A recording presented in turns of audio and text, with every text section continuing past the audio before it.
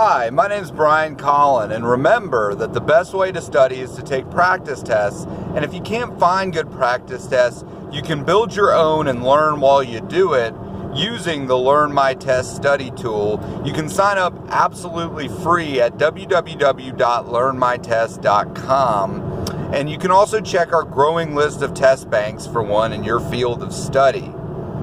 Today we're going to talk about thresholds and sensation and perception psychology, and one of the things to think about when you think about thresholds is as far as there's a certain amount or spectrum of light that is detectable by the human eye, and there's certain amounts of sound that you can actually hear, and there's certain wavelengths that you can't see, and there's certain wavelengths that you can't hear, and there's certain tastes that you can't taste or touch.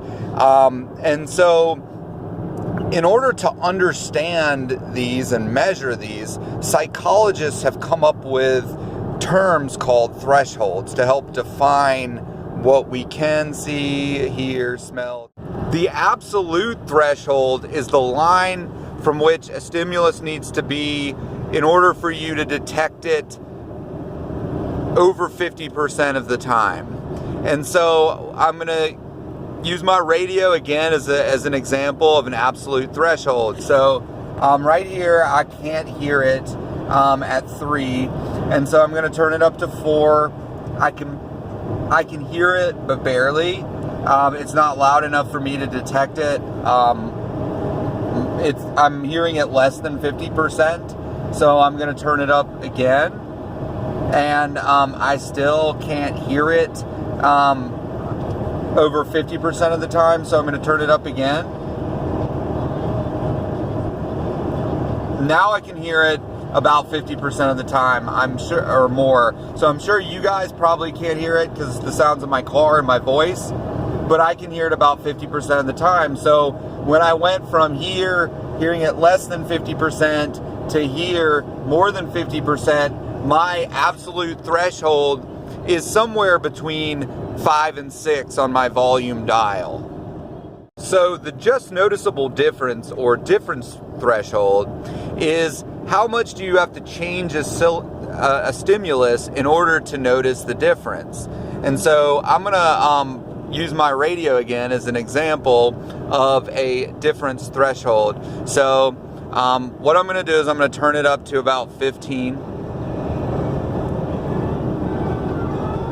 or 16. So you can see there's 16 on my radio dial. I'm hoping that you guys will be able to hear it. Okay, so if I turn it up to 17, can you tell a difference?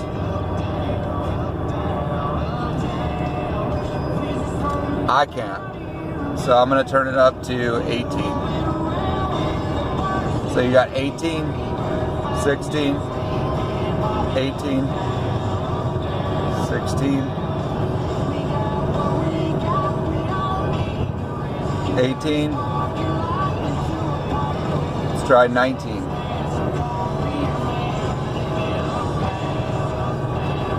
So I could tell there between 19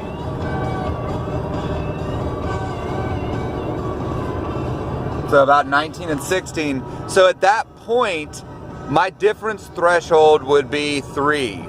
So if I turn it up 3, I can notice a difference between, the different points. So I'd have to change it 3.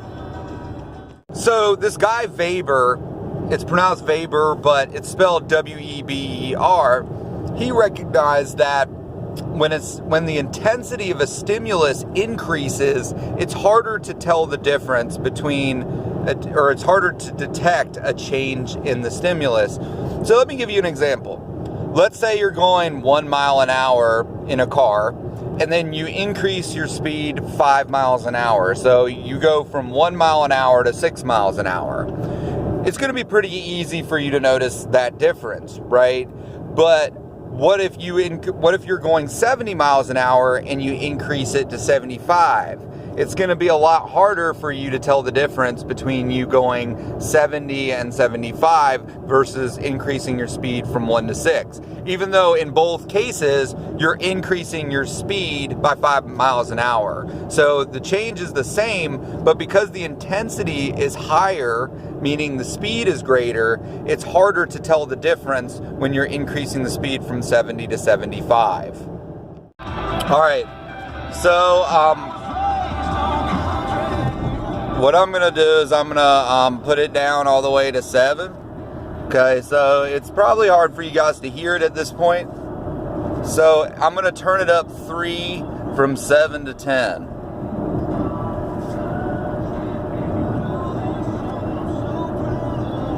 So 7.